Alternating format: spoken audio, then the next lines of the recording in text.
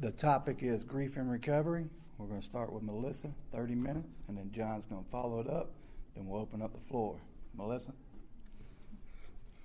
Hello, family. My name is Melissa. I'm an addict. Hey, Melissa. Or you can call me Mel, whatever works. I'm a little bit nervous, and I think that usually keeps us honest when we're a little bit nervous, so that's okay.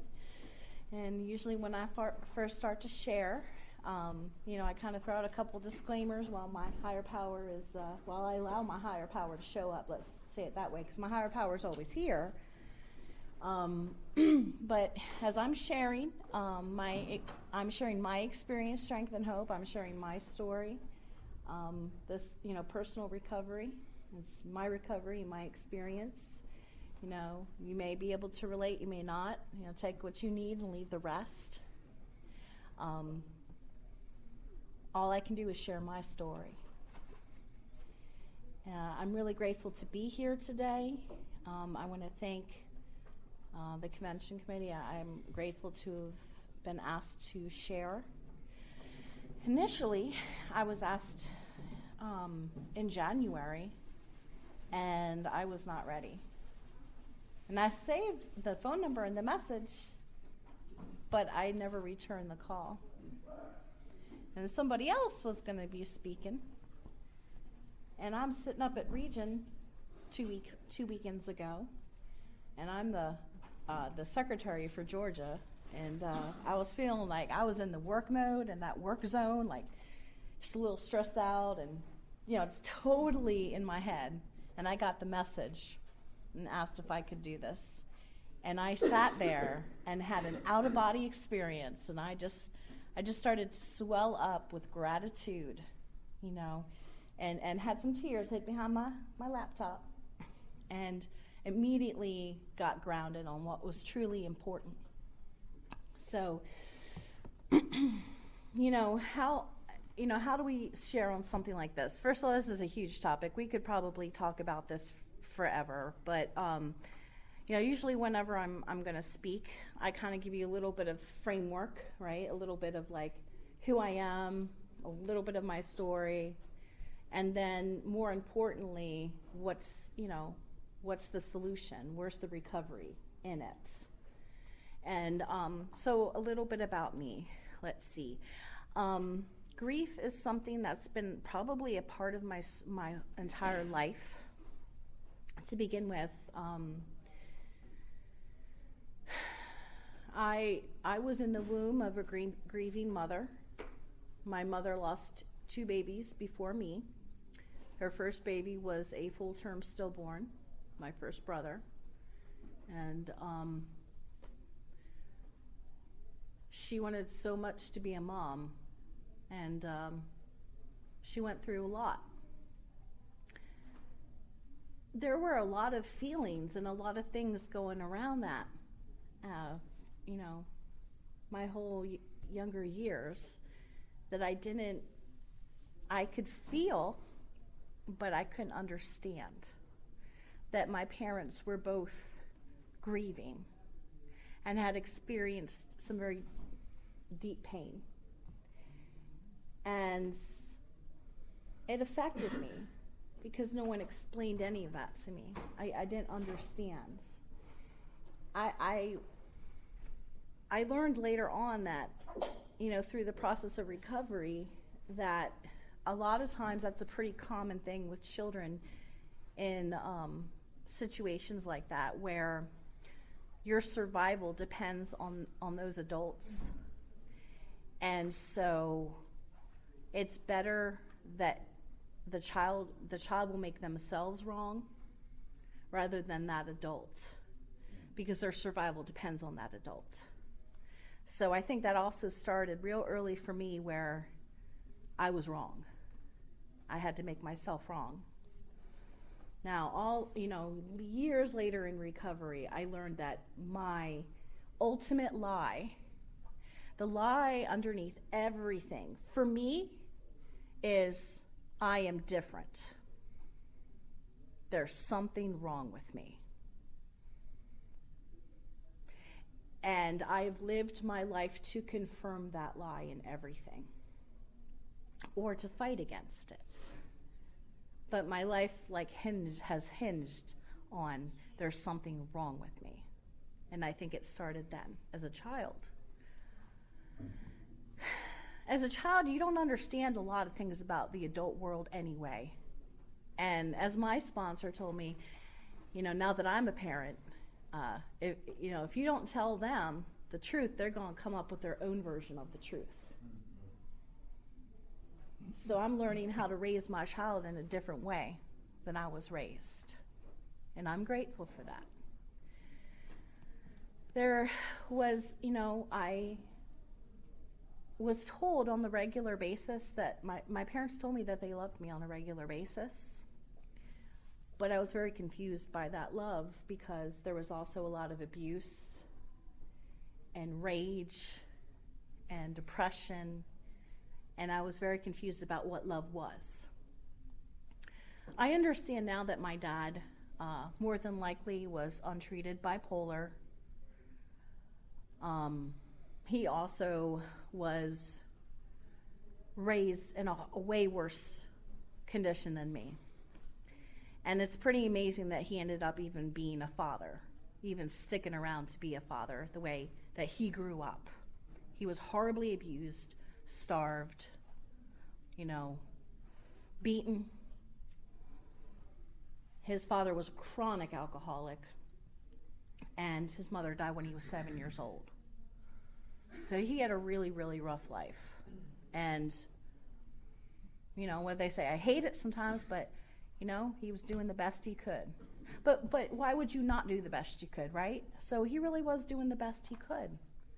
And it was pretty good, though, in comparison. He even was raised mostly by his grandmother, and she thought that he had to get the devil beat out of him. So, of course, I thought I was wrong, that there's something wrong with me, because he thought something was wrong with him. And if I'm his child, obviously there's something wrong with me too. And I can't imagine what that would be like to be a child. And, talk about what kind of relationship are you going to have with a higher power? So the other dynamic was, my mother was the most amazing mom, but when it came to him, everything revolved around my dad in our family.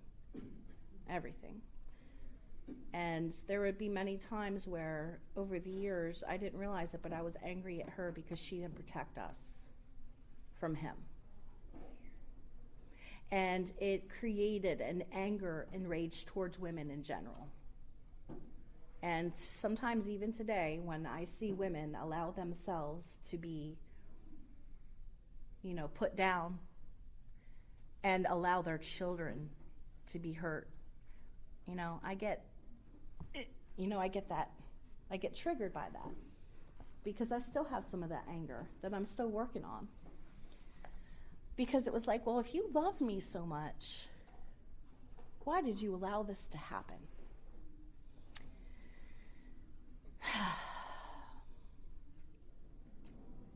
When I got into my addiction, I got into my addiction pretty hardcore, pretty fast.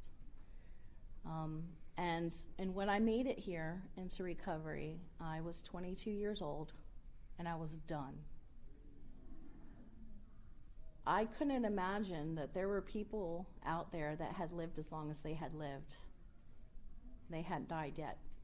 I'd known plenty of young people that had already died, and I knew I wasn't going to live. I wasn't going to be, I wasn't going to make it till I was 60, That blows my mind how anybody lives that long with their addiction. It just blows my mind. Not the way that I used. And at first, it was a little challenging because I had some people that had the attitude of oh, you spared yourself, honey. So glad you got clean young. You didn't have to suffer. Well, fuck you. How about that? Because, NAC is no age, race, sexual identity, creed, religion, or lack of religion. Age is in there. An addict is an addict. It does not matter. So I was an addict. I earned my seat, just like all the rest of us did. I belong. My disease will still to this day try to tell me a lot of lies about that. And when you tell me things like that, that confirms the bullshit. That gives me a reason to excuse myself from this program or recovery. So I just share from my personal experience that if there is someone who is a younger person, give them some respect. They deserve it. You know, now I've lived long enough that I'm not a young person in recovery anymore. In fact, next month I will turn 40 years old. I didn't think I was going to make it to 30. That was a big one.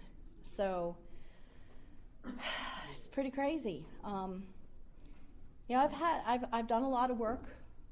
I've done a lot of work over time, and I've learned a lot of things about my family of origin. And working through the steps, I learned a lot of, you know, first of all, it wasn't just the dope. I learned a lot of what's really going on. Does anybody's sponsor say that to them? Yeah. What's really going on? God. So there's a lot of what's really going on. There really is a lot going on there. And you know, my story of recovery is about the story of my family of origin and working through those things. There's a lot of it. It's crazy that just a few short years can affect our whole entire life. I'm like, damn.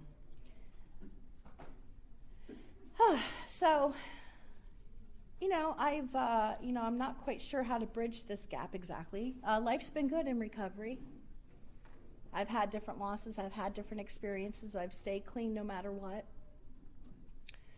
I got clean in Florida, originally in Recovery Coast in Newport Richey, Florida, and then I moved to the big city of Tampa. So I spent a good portion of my recovery in the Fun Coast, and we had a lot of fun there.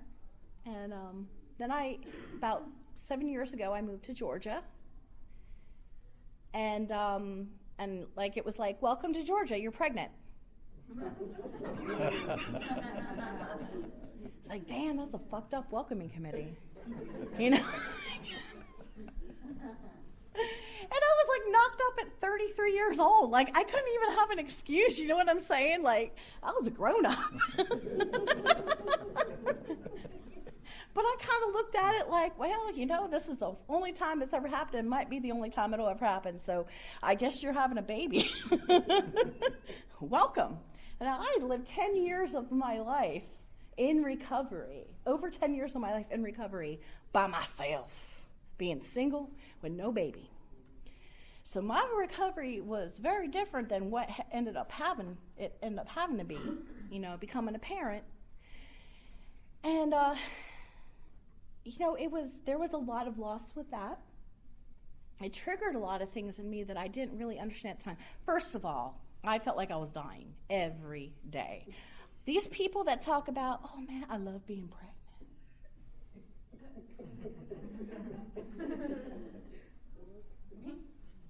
I never felt sicker in my entire life. I hated every minute of it. It was horrible. And I had anxiety like I had never experienced in my life. I realized part of that, though, is because I lost control of my body. And that triggered some PTSD kind of stuff right there. Because then I didn't not understand totally, but what it was is that, you know, there was other times in my life that I lost control of my body. And as a woman, I felt weak. I felt fragile. That anybody could do anything to me. And I was terrified. And I was trying to have a relationship with someone that we pretty much got pregnant like the first or second time we ever did it. And there was a lot going on because we were both addicts.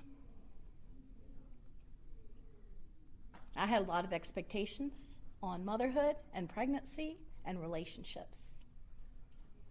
Ones that I didn't think I did because I'm such a feminist. But when I felt incapacitated and weak, I felt like I needed someone to protect me. And unfortunately, I don't feel like I was. And it was sad. And there was loss in that.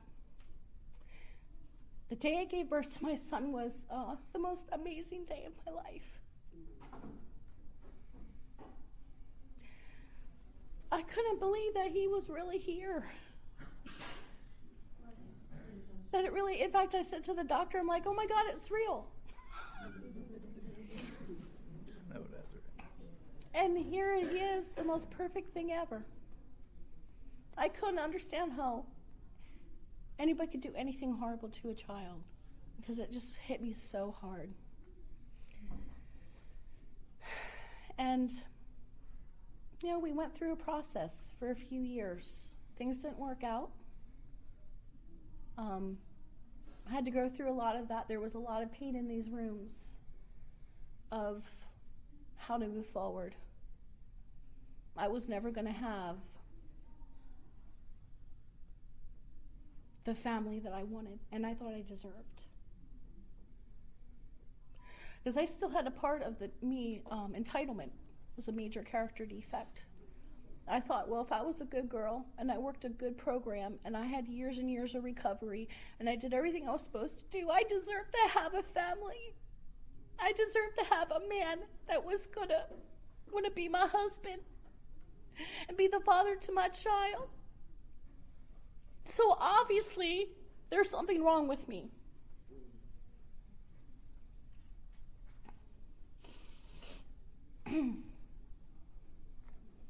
And I couldn't understand how he could look at the same child that I looked at and felt so much love, and he looked at that child and he felt so much fear. And I became a single mom real quick because he went to go work when the baby was 6 weeks old to go drive truck. And gave me a week notice and he was gone. But he was doing right for our family, but what he was doing was running, but he wasn't honest with me. So I was alone in a house with a baby, feeling very conflicted. On one end, elated, and on the other end, like, I'm gonna lose my fucking mind. Because I realized my whole existence depended upon this child surviving. I had never felt that level of responsibility in my life. I would wake up in the middle of the night to see if he was still breathing. I was terrified because I was on watch and it was just me. Everything I did was for him.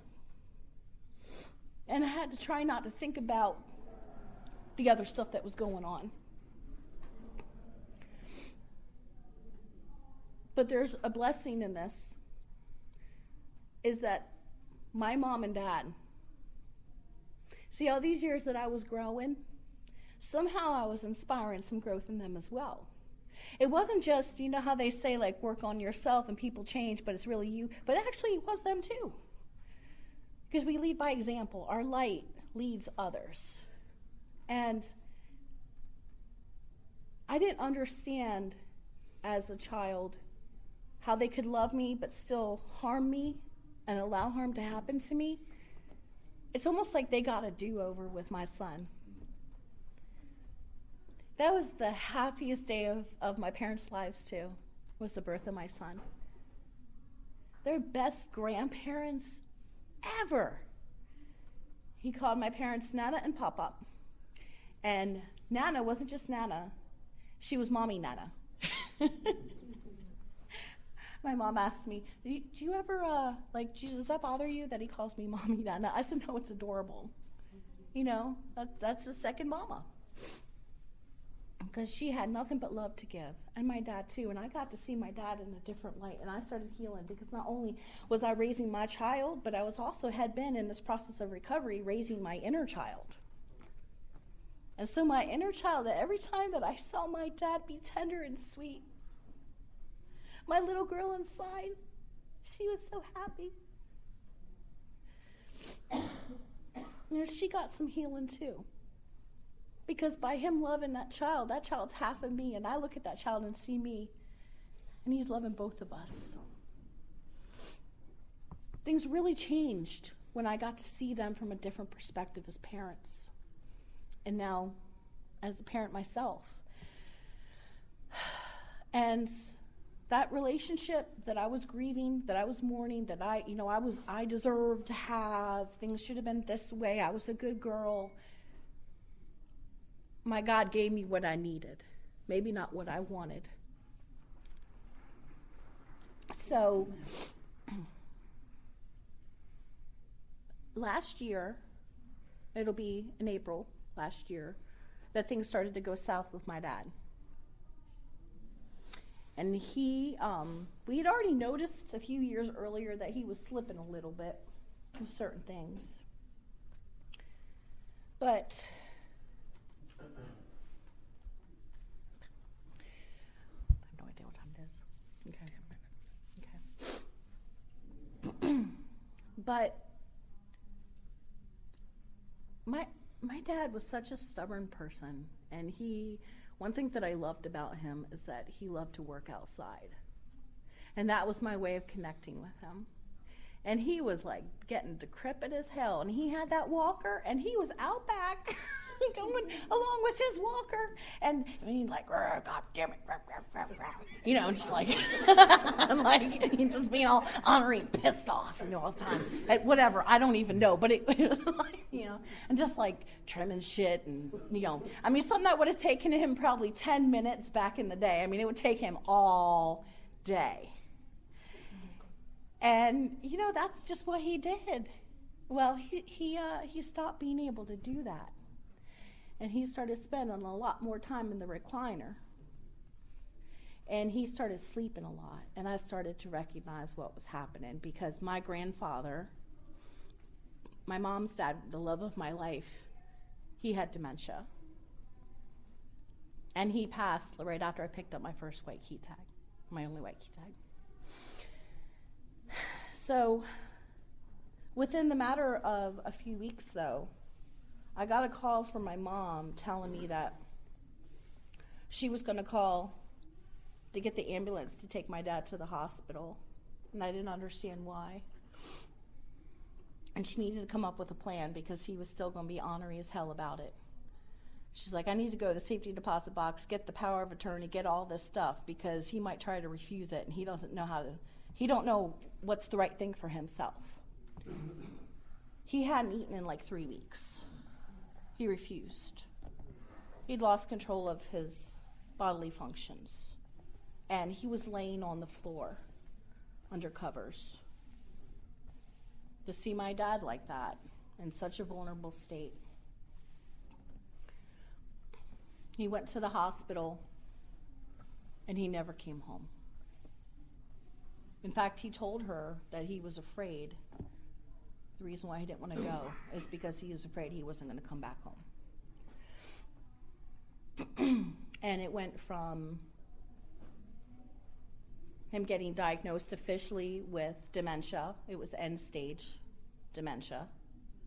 He was hallucinating. He was completely in the other world already. It was a shock, but it was still a shock. And then there was talk of maybe a nursing home, and then there was talk of hospice. I had my birthday. My dad went into hospice.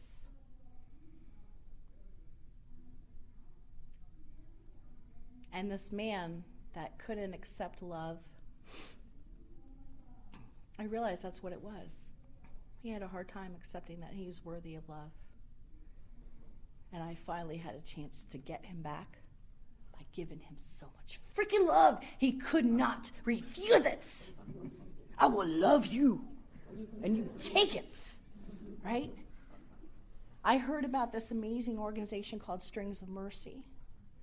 And a man came out and played classical guitar for my father for an hour. That was his ministry. And I swear it did something for him, even though he wasn't responding. In that moment of him passing, I was there with my mom, and the two of us were on either side of him. And I coached my dad. Like you hear about birth coaching, I was coaching my dad to his death, telling him it was okay. Telling him that God's love was right there for him. It was free. He just had to take it. And in that last moment, it wasn't even like a last breath. It was just like he was gone.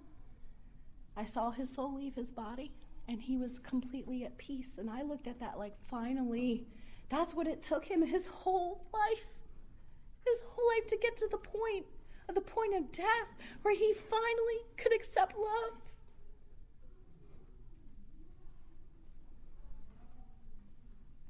But he did.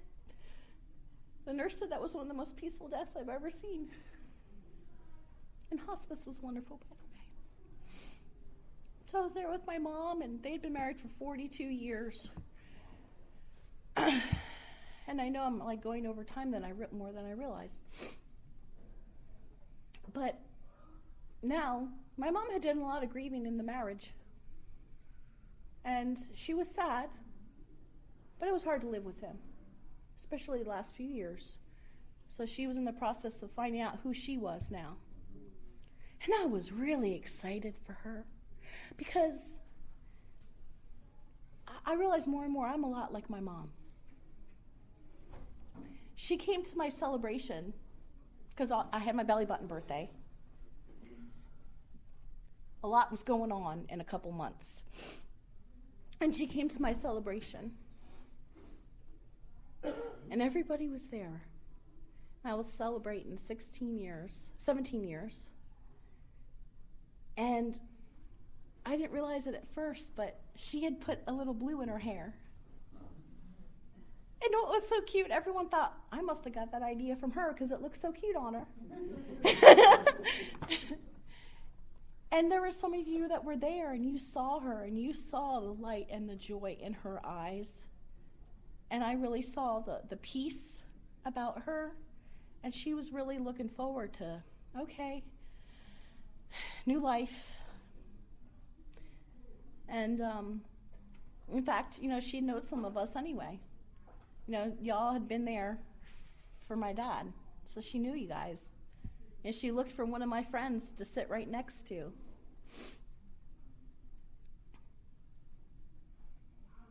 She went in to get shoulder surgery for her rotator cuff stuff and everything.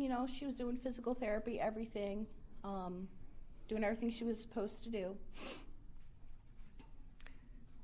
In fact, I met the physical therapist, and he said every time that she walked in there, it was a light. She just lit up the place.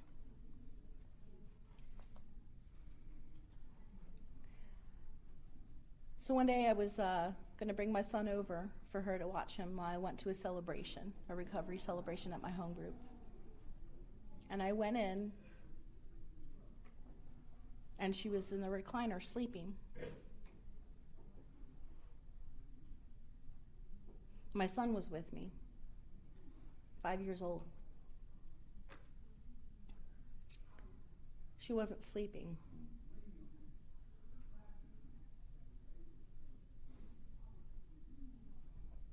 I tried to revive her, but I knew her soul was gone. But I couldn't believe it was gone. She's only 66 years old. She was just starting to live. She had suffered everything to get to the point where she could live finally. She had endured so much, she could finally start to live her own life. What is she doing? My son's there. He already knew she was gone too. He's so intuitive. I tried working on her. We ended up having to, my brother was there.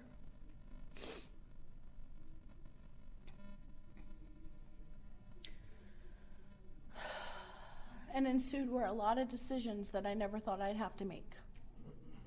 in a state of mind that I thought, how dare anybody ask me to make decisions in the state of mind I'm in right now? How dare you guys not let me scream and punch walls right now? Don't you fucking understand?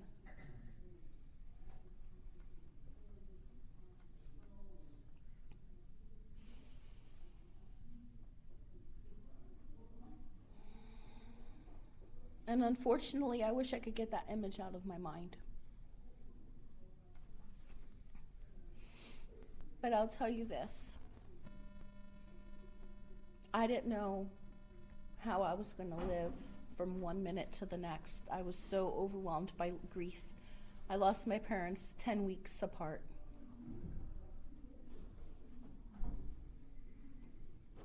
I took off 2 weeks. I went back to work. I worked 2 weeks. I lost my job.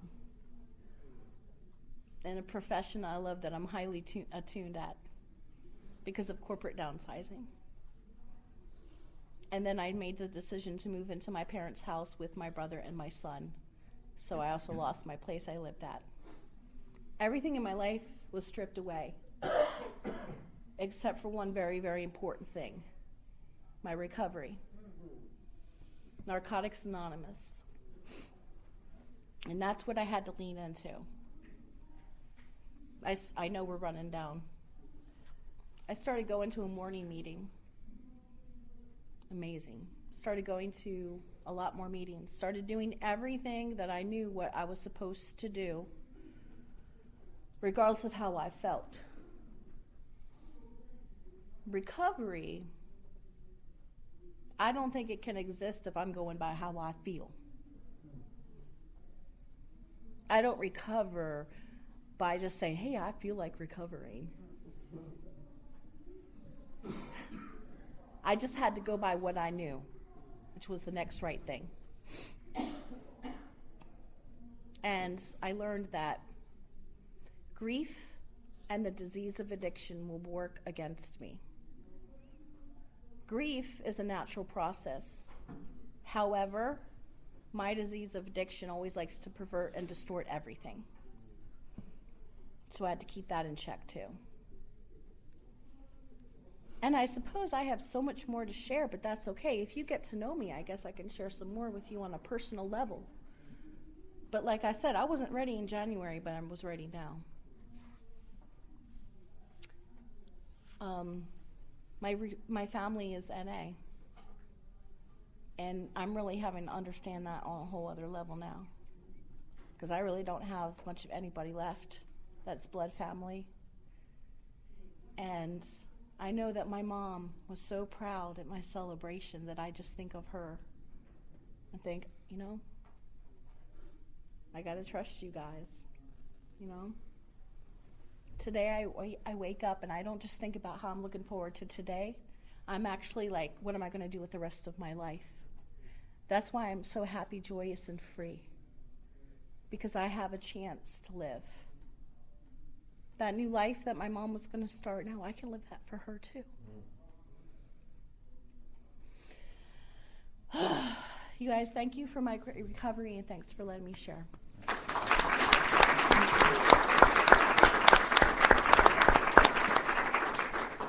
Okay, that was amazing. All right, John. John from Addicts. Hey, John. Hey, everybody. Thanks, Melissa. Love you.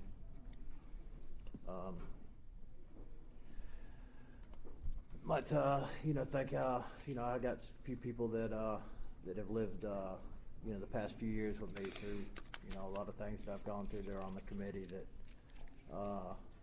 kind of suggested that I could fill this position and be able to speak on this. And thanks. Now I'm nervous. You asked if I was nervous before. Now I am. But that action right there has everything to do with how I'm where I'm at today, still clean, and still able to feel pain, still able to feel, uncomfortable or whatever, is because I try to remain in the present, right? That's how I've managed to to get through some things that I've gone through without getting high. You know, and I too will start, you know, it's not a whole lot of time. So I grew up in a family that emotions were two, sadness and anger. That's it. There was nothing else. There was no communication about either one except for, you know, the actions involved with those emotions. You know, in my family, it was a lot of anger that was really shown as, you know, as fear. I mean, as sadness, right? With my mom. You know, my mom and dad got divorced when I was 2. You know, I grew up pretty much in a single family. My dad went off partying, did what he wanted to do. You know, my mom kind of stepped up and you know, did the best she could do with what I was. And I say that because I was the angry one, right? You know, as a child, for whatever reason, you know, I could go back literally to that time, to the age of 2, and I would act out as, you know, in anger. You know, I was a really rebellious kid. Anyway, that carried on to you know, adolescence, and started shooting dope by the age of 14, and it was on from there. Started smoking and drinking, I think I was 8. You know, so I had a pretty long, you know, history. I lived well over 26 years of doing dope. Anyway, you know, spent a lot of time in and out of jails, in and out of prison, and had the opportunity in '87 to get clean because I was on parole, and stayed clean for a little bit, long enough to get off parole, and then successfully graduated from Narcotics Anonymous, and went on about a 10-year run. Well, actually, it was probably a couple years, and then I was back for probation, and then I went back out again for 10 years. And during that period, there was a rapid decline, a lot of robberies, you know, a lot of just shit we do, right? So, you know, I was sitting there one night. I was experiencing grief, didn't realize at the time that that's really what it was. So my grandfather had passed. My best friend, you know, he was the male role in my life, had been my whole life, had always invested in me, always believed in me, always knew that I could be, you know, be a lot better than I was, you know. You know, what is that they say about addicts? We all have, I don't remember how the description is, but anyway, he believed that I was a lot better than I was. And I couldn't live up to those expectations, so I did whatever the hell I wanted to do with his money, to the tune of about $500,000. Anyway, so he died. I was in jail. I couldn't make his funeral, and none of my family would bond me out. You know, I had a bond, could have gotten out. You know, they were so done with my shit that nobody would come and get me to go to his funeral. So I got out, was out for about 2 weeks, and doing what we do. That's how I dealt with my emotions. You know, when I was doing dope, is I put more on it, right? You know, if I felt good, I did some. If I felt bad, I did some. If I didn't feel anything, I did some. It didn't really matter. You know, and so I'd been on a couple-week run and hadn't slept in about 7 days, and went to my mom's house with all intention of killing my parents. My mom and my stepdad. I call my stepdad my parent. He was, you know, there a lot more often than my dad was, but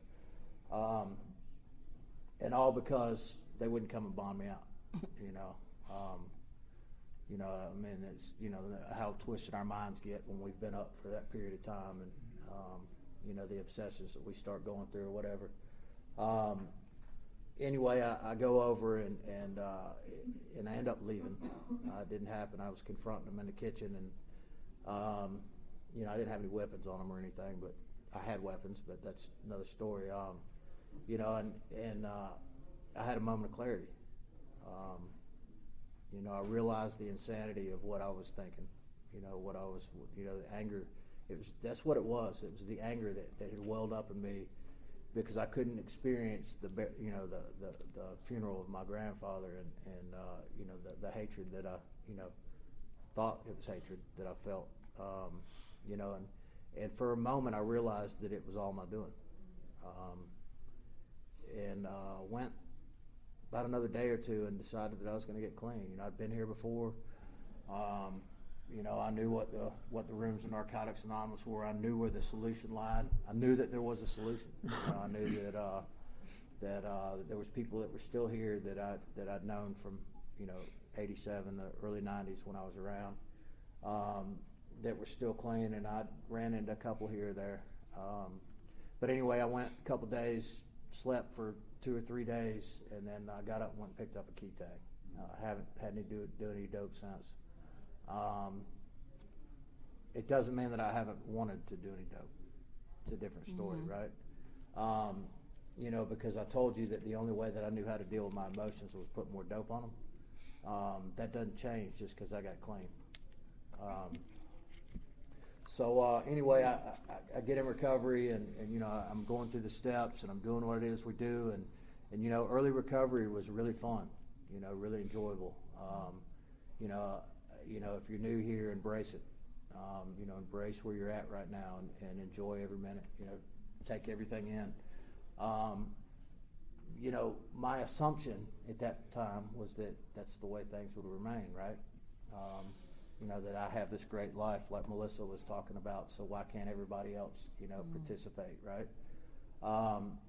And for the most part, it kind of went that way for a few years, and then some things start happening. If you stay around here long enough, some people that you love and some people that you get close to will pass. They'll make choices. They'll go back out. They'll make choices that harm people. They'll make choices that directly affect me and you. I mean, I'm going to talk about me here, so I'm going to get you out of it.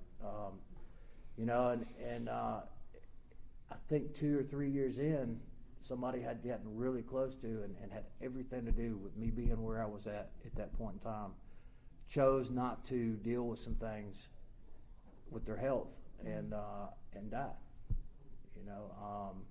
And it was a direct, it was because they chose not to do, treatment for Hep C and, whatever happens with that, and, liver cancer and whatever comes from that, right? And I started experiencing that first period of grief and recovery.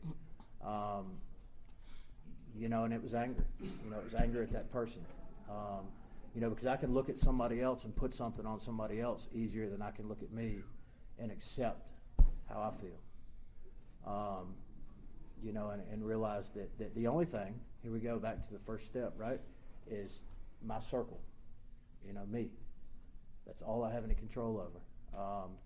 But it was easy at that time to put those feelings somewhere else. And a couple more deaths in recovery, and a couple more, I had a sponsee that went out and murdered somebody.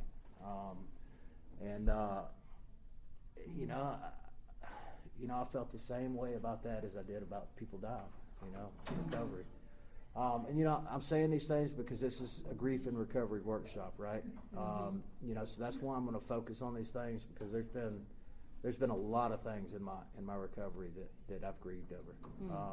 And I could even go back to when I got clean. I grieved over losing dope. And until I became, okay with that, I battled it. 30, 45 days, I think it was, before I really didn't wake up and feel like I needed to get high. And I finally accepted that I can do something different. So I think, the key for my dealing with grief has been acceptance along the way. Anyway, that guy went out and he called me and said, "Hey man, I went and got high, yada, yada, yada, I'm at so-and-so's house." And I was like, well, he was up in North Carolina. I said, "I'll get you a bus ticket. You can come back down and, you can sleep on my couch for a few days till you can go to detox on Monday." And this was a Friday evening. I get a call a few hours later, and he called me to tell me he had murdered this girl.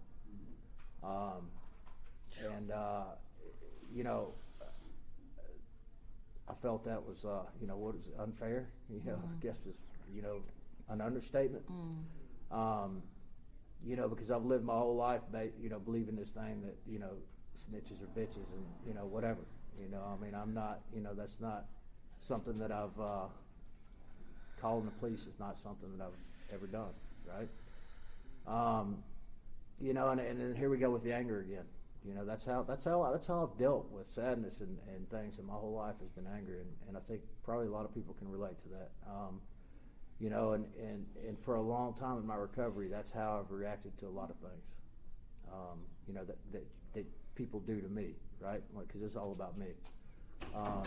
You know, as anger. And anyway, I had to call the police and say, hey, I don't know where this happened. I don't know anything except for this guy just called me and told me that he had murdered somebody. And I get a call back from North Carolina State Police the next morning.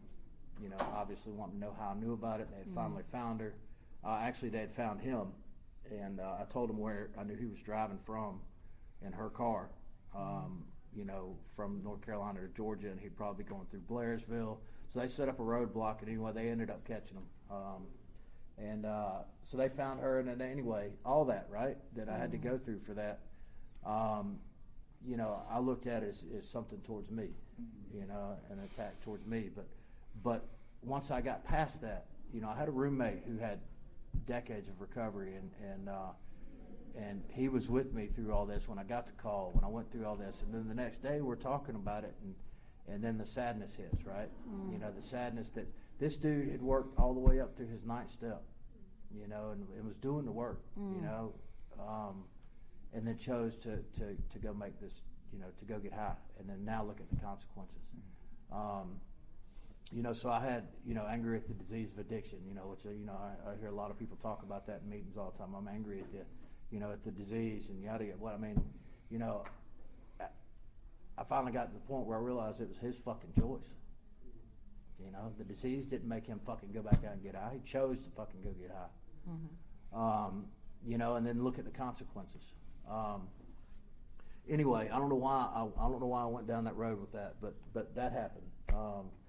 Anyway, and then you know, there were a lot of deaths from a lot of friends, and a lot of friends that have chosen to go back out and not come back. You know, that I've experienced a lot of grief in, but I'll get to the real reason why I'm here today in just a minute. You know, I do want to read this. You know, what is grief? You know, when I got here, I wasn't, not that I am now, but I wasn't real educated. You know, so don't be fooled to think that I've gone to school since I've been here. I haven't. I've just been here for a minute, learning the buzzwords, right? So grief. What is grief? Grief is deep sorrow, especially that's caused by someone's death. Synonyms for grief is sorrow, misery, sadness, anguish, pain, distress, heartache, heartbreak, agony, torment, affliction, suffering, woe, desolation, dejection, and despair. I can identify with all those today. And the reason that I say that is because you remember what I told you a minute ago, that I only knew two emotions when I got here. Anger and sadness, right? You know, I've experienced a lot of those emotions with other people in their lives and what they've done. You know, I had one of my best friend's sons die in an accident in October of 2015. He'd gone back out, flipped a car, threw him out, and killed him.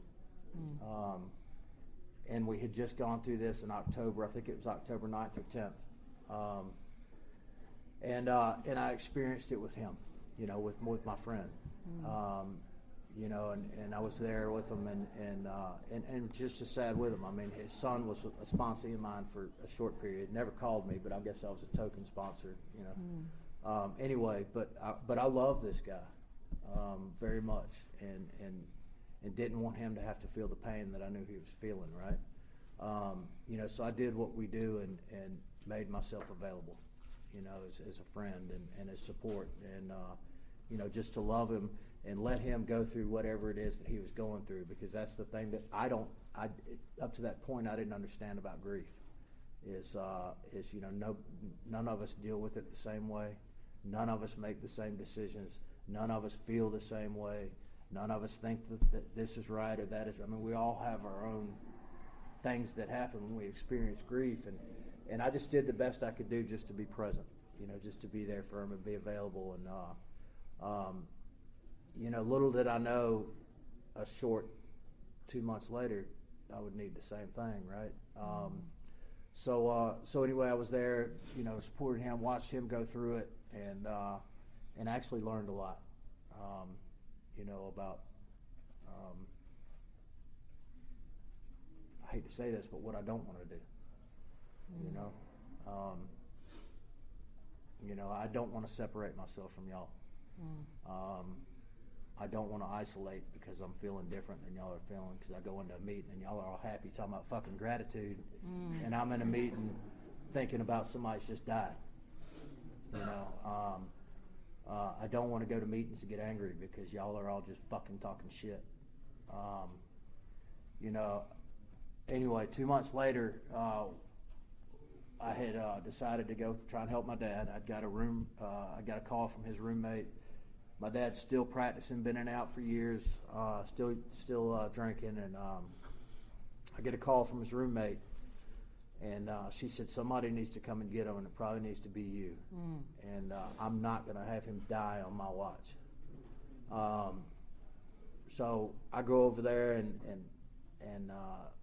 the conditions he's living in are pretty deplorable. There's food that are months old that are sitting out, and anyway, he's no telling how long he's been on a binge. It's been weeks, I would imagine, if not months. Anyway, I go over there, I talk to him, and I said, look, we're going somewhere. It's got to be somewhere besides here. And I talked to my wife and the family, and we decided that he could come stay with us. But the conditions are is you need to go get sober. And I say that not for us. That was conditions to him, and that's his deal, right? And that you can't drink at our house. Those are the two conditions, right? So started going to meetings. He came in, he moved in with us, we moved all his shit, and it was just, anyway, that's a whole different story. I don't have enough time to go down with what happened with all him. But anyway, I travel for a living a lot, and I had gone on the road, and my daughter called me and said that Pop, it's funny you said that, Pop's drunk. That's what my kids called him. And I was like, well, just stay away from him. Actually, she called me and said he's making me uncomfortable. He's drunk and won't stay out of my room and whatever. And I finished my trip. I come back and had a conversation with him, and he said he wasn't, whatever. And then I think the next day, I think my wife called and said that, Buzz is drunk. And I came home from work, and he was drunk. And I had set those ground rules about our house because, my wife and I are in recovery, and I really don't care the circumstances. You're not going to be using and drinking in my house. Just not. And anyway, I asked him to leave, and it was a battle, and it was difficult, and I said some things to him that I really wish I hadn't said, and I don't know that I've really voiced them, out loud, but, I'd never been close to my dad. I'd idolized my dad, I'd always wanted to be what I saw my dad as, which wasn't what I found out later wasn't. My perception was very, very twisted as a kid. Anyway, December 3rd, I asked him to leave. He left, got a DUI, went to jail, and then was in jail for 30 days, and then thought he was coming to our house when he got out. Wasn't the case. He wasn't coming back to my house. I was done. I had called Potter House up in Jefferson. I had a friend that's the director up there, and anyway, had a place for him to go, and he got out, and it was Thanksgiving weekend, 2015, and he didn't have anywhere to go. So we went and stayed over at a hotel in Cumming. And all right, I need to speed up a little bit. Anyway, I get a call December 3rd from Forsyth County Sheriff's Department. Asked me if I knew him. Asked me, was I his son? And I said, yeah. And he said, I need you to come up here. And I kind of knew what the deal was then. I didn't know what had really happened. But he had gone to a hotel room and had been drinking the whole time. This was the 3rd. So if you think about Thanksgiving, it's about a week, between the two, right? He had been up in a hotel drinking and had gone and gotten a gallon of antifreeze and was mixing antifreeze with his liquor and killed himself. I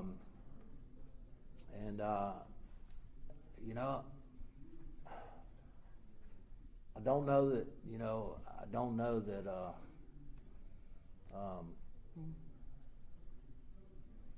I don't remember how I felt that day. I don't. I know that my wife came up and met me, and we went in there and talked to him, and he had been threatening doing something like this or something, to that effect for a few years.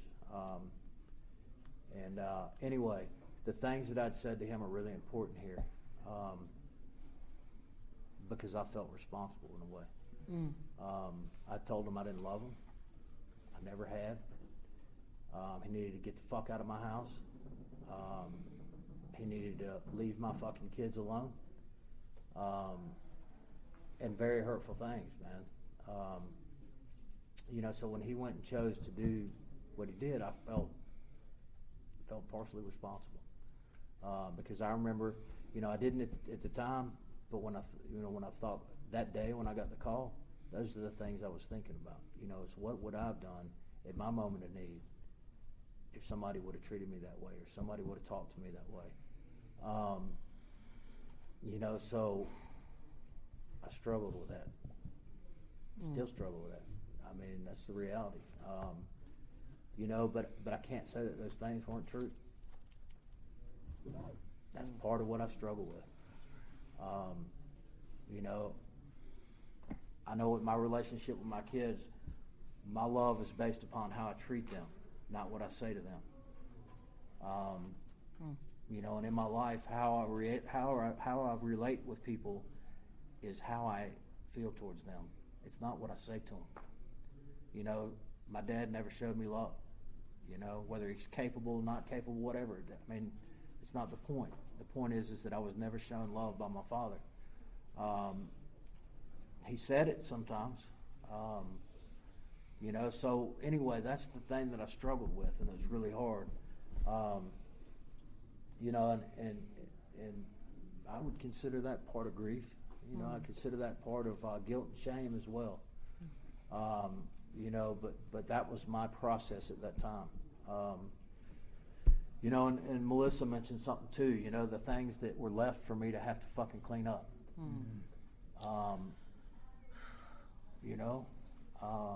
Were very unreasonable, to say the least.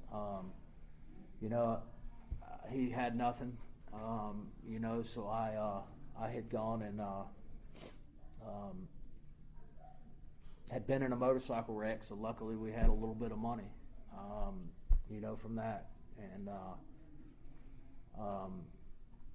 was able to bury him, and I say that, was able to have a service and have him cremated.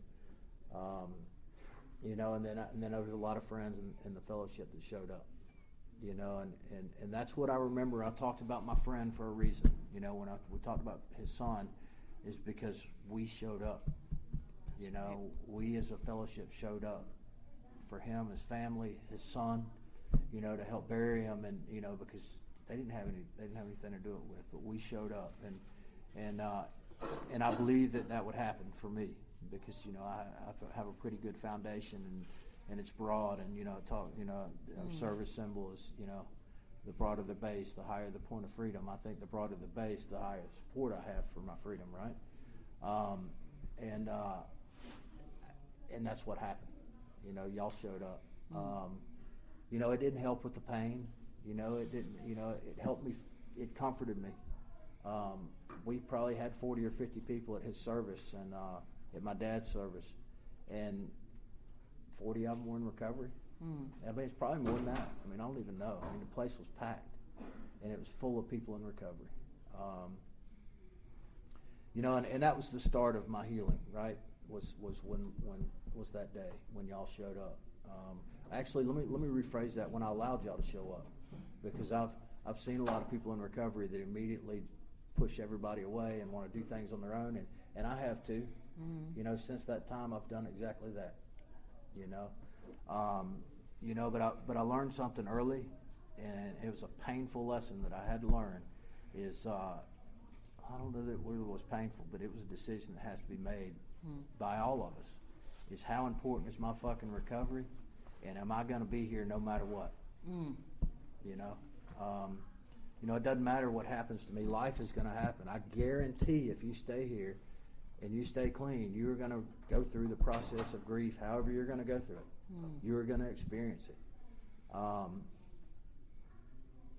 There's nothing today that could happen to me that would make me think that using was the right thing, the right way to handle it, you know, the right way to deal with it. Nothing. I mean, I say that, I mean, I've experienced a lot of things since I've been here. I can't say that the most painful one wasn't what I said to my dad. That's probably right up there. You know, I can't take that shit back. You know, but I don't have to continue to make me and people around me suffer because of it. You know, so let me talk about some things real quick of how I've dealt with feeling that way, right? I've talked about what's happened. I've talked about, you know, where I was with it, and you know, and there's some things in the first few steps that you know that we learn when we work those steps. And you know, I talked about my circle, you know, being powerless, you know, in the first step. I can't control anything outside of my circle, you know, me, myself, and I. I mean, that's, you know, that's what I have control over. And the way I treat you, which is me, you know, the way that I choose to feel when you treat me, which is me.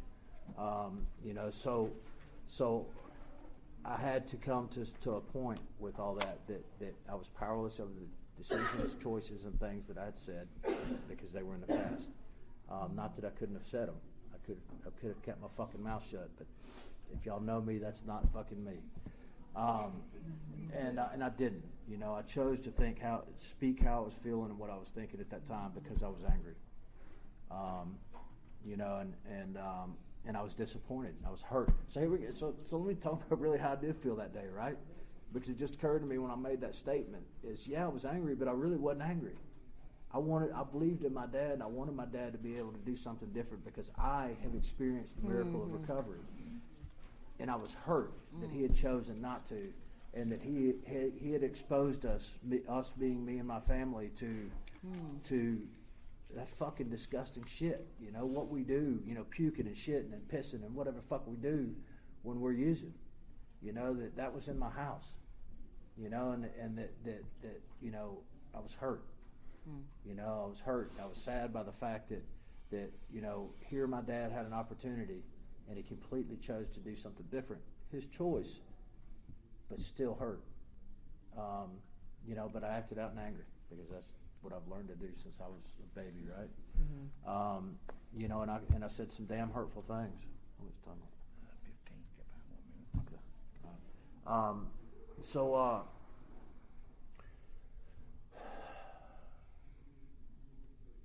talked about acceptance a minute ago, and for me, acceptance is the solution for me to be okay. And okay to me is relative, right? I mean, you know, I will not be past the point where I ever feel sadness. Not that I feel sadness all the time. Not what I'm saying. But it's okay. You know, it's okay for me to be sad and for me to miss people and for me to, you know, to miss friends in recovery. You know, I mean, y'all are more important to me than most of my family. Y'all really are. I mean, y'all have seen me in my best, seen me in my worst, and love me anyway. That ain't the story with my family. That is not the story with my family. You know, so I grow bonds with people in here, you know, and when those bonds are broken, I hurt deeply. You know, I really do, because I believe in y'all, because y'all believe in me. you know, and it's really for the most part without expectation. You know, it's unconditional, and I say that, and you know, I mean, I think in my mind, yeah, right. But the reality is, the people I'm really close to, man, know my fucking flaws and know my shit, and I feel the same way about them, you know, and I love them anyway. And when those bonds are broken, they hurt, you know, they hurt deeply, you know, and I've had to get okay with a lot. You know, and it's not the okay that I used to get because I got okay because I had to do this to go get some more dope type of thing. It's getting okay with the circumstances that I'm not in control here, you know, and there's something much bigger going on, and I'm okay, you know, I'm okay. You know, I did a lot of praying, you know, far from religious by any stretch or anybody's fucking scale, you know, but I do practice a way of life that allowed me to go be with some people who love me like that are in recovery. You know, part of it was in meetings and part of it was in ceremony, and you know, and I got my healing, you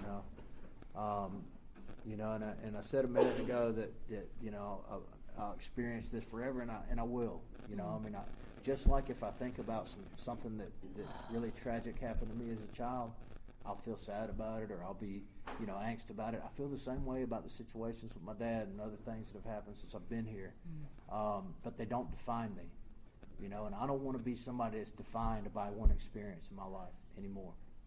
I was defined by my addiction. I don't want to be defined by shit anymore. You know, so it's okay. You know, it's okay for me to be sad. It's okay for me to be, you know, whatever it is that I'm feeling about a situation. And I've come to terms to where I can accept that. You know, I can accept that I'm going to be angry about things specifically around these. And you know, I talked when I first started about being present. That's where I've really found my peace with all this is being where I'm at, being where my feet are at. You know, not worrying about what happened then or what's going to happen then. You know, what am I doing right now? You know, and for the most part, when I keep my head where my feet are, I'm okay. You know, and it's okay to experience some sadness and experience joy and to experience, you know, everything that we experience here if we choose not to fucking put dope on it. Because I'm no longer experiencing it. I'm fucking had it done to me, right? I'm no longer willing to give that up.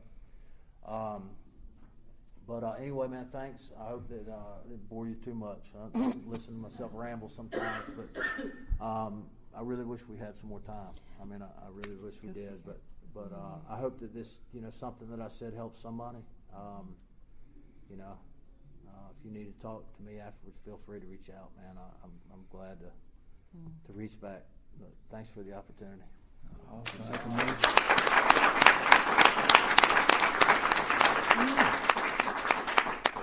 Okay, that was amazing. It's always cool to watch a tough guy open up. Okay, so we got, I'm sorry, thank you.